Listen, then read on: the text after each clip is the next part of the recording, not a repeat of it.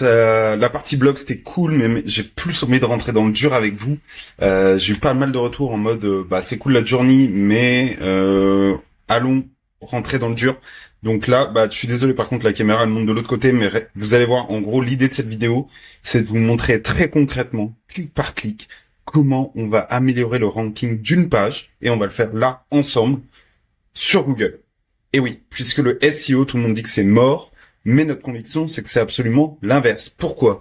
Parce que, en fait, les algos, les LLM, tout le monde se base sur le SEO pour ensuite recommander. Quand vous demandez à ChatGPT quelque chose, il va dans le SEO pour trouver, pour recommander. Donc, en fait, si vous êtes bon en SEO, derrière, vous êtes bon en GEO.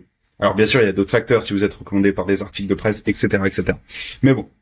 Donc là, je vous ai partagé tout l'écran. Là, on va prendre un exemple concret sur un de nos SaaS qui s'appelle Reactin.io. Donc, vous voyez un peu la trend là, sur les 3 derniers mois. On va prendre une page et on va faire ce qu'on appelle du content gap filling. Donc, en gros, on va prendre une page qui rank, mais qui, si on l'améliorait un peu, pourrait mieux ranker. Donc, en gros, on va améliorer sa position moyenne. Donc là, je sais pas si vous connaissez, mais là, on peut cocher pour avoir plus de data. Donc, en gros, ce que vous faites, c'est que vous allez dans page et vous triez par impression.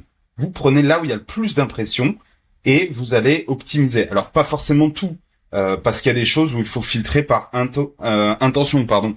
Donc, par exemple, moi, ce qui va m'intéresser, la Best LinkedIn Automation Tool 2026, top 6, c'est pas mal parce que pas mal d'impressions, mais peu de clics. Pourquoi ? Parce que je suis pas loin de 10 en position moyenne. Donc ça, c'est top. Je clique.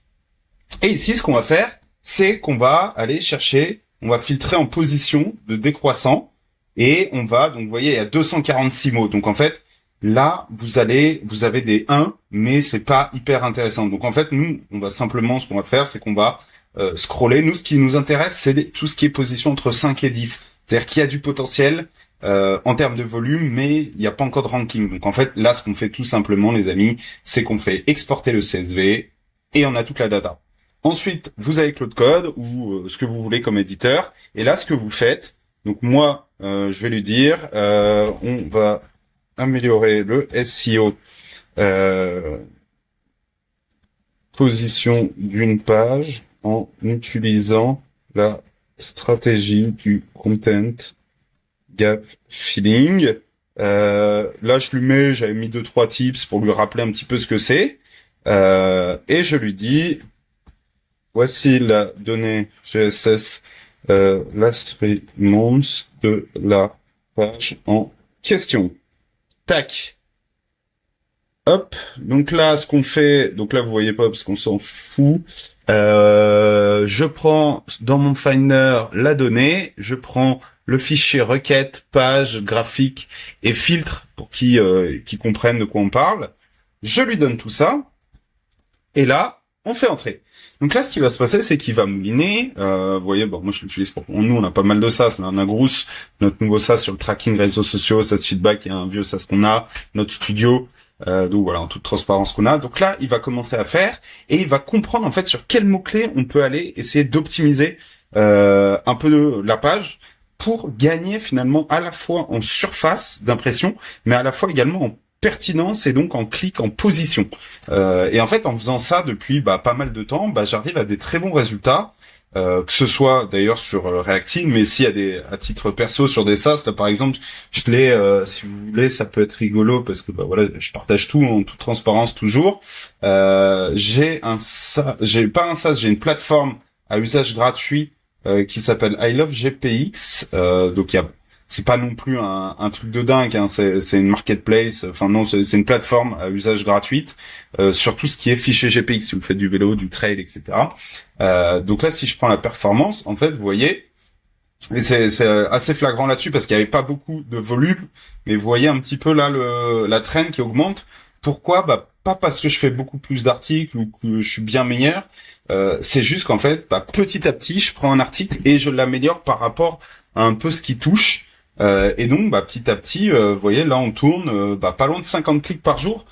Ça commence à clairement pas être dégueu. Vous voyez, là, ça commence à faire du bon trafic, notamment si on compare par rapport à Reactin. En fait, il y a presque, je sais plus, à peu près 8 fois moins d'impressions, mais un tout petit peu moins de clics. Donc en fait, le CTR est très bon, la position moyenne est très bonne, et pourtant c'est assez récent. Vous voyez, j'ai dû commencer là en avril au début, mais après il faut un peu de temps pour que ça s'installe. Et attention, là c'est du très niche, il y a peu de concurrence.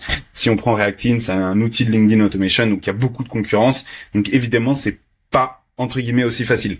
Donc plus vous êtes niche, plus vous allez pouvoir aller taper fort. Donc par exemple, là j'ai un autre truc, c'est mon bateaupartagé.com. Bah voilà, position moyenne, 8,5, 8% de CTR, enfin c'est tombé quoi, c'est lunaire. Et là je crois que je suis encore meilleur sur ma maison de famille. Ah non, je suis moins bon, mais le trafic est pas mal. Non, mon bateau partagé là c'est assez ouf. Mais bon, il y a très peu de concurrence. Tapez gestion partagée, bateau partagé sur Google, je sors numéro 1. Bon, moi si je le fais là, à mon avis, c'est normal parce que j'ai mes cookies. Mais ouais, voilà, je rank numéro 1 au-dessus de Liberty Pass et tout. Enfin, c'est assez ouf. Putain, ça y est, énorme gestion d'un bateau partagé. Et donc, vous voyez là, c'est marrant. C'est une recommandation avec ma petite vidéo puisque sur l'ALP, j'ai mis une vidéo. En gros, ce qui est intéressant quand vous faites du SEO, c'est de rendre chaque chose unique. Donc vous voyez là j'ai une petite vidéo qui montre en short un peu comment ça marche. Si vous faites des articles SEO, c'est bien d'en mettre du YouTube, c'est bien d'en mettre des maps si c'est pertinent, des fichiers à télécharger. Voilà, que Google comprenne que c'est pas juste, on va dire, du dead internet, du texte balancé, mais que ça apporte de la valeur. Donc moi souvent, là, en tout cas ce qui concerne par exemple celui-là, je sais pas si je prends le blog là le dernier que j'ai fait, ouais vous voyez. Ah non, c'est parce que l'autre j'ai fait une mise à jour, mais voilà, là il y a un petit checklist, c'est sympa. Google il aime bien. Vous voyez, là il y a l'espace, le CTA, enfin voilà, c'est assez sympa. Je pourrais rajouter après des product snapshots et tout, mais bon, ça reste un side project celui-là. Voilà, lui il va continuer de tourner, mais en gros ce qui va se passer là, parce qu'après on va pas le temps que Claude y bosse, il va me proposer l'article. Moi ce que je vais faire, c'est que je vais regarder à quoi il ressemble. Je vais lui faire un petit bunch de feedback pour qu'il s'améliore encore. Et après, je vais publier ma PR. Je vais actualiser mon sitemap et je vais réindexer cette URL pour dire à Google, attends, petit changement. Vous n'êtes pas obligé de le faire. Google le fait tous les 30, 60 jours. Mais voilà, vous pouvez gagner comme ça 30 jours. Voilà, dites-moi si ce nouveau format vous plaît, très hands-on, un peu différent du vlog. Ça peut être en complément, je sais pas trop. Mais en gros, voilà, c'est une des techniques que j'utilise en SEO pour améliorer le SEO, tout en étant extrêmement convaincu du SEO. Voilà, si ça vous a plu, juste un petit like, ça fait plaisir. Ciao les amis.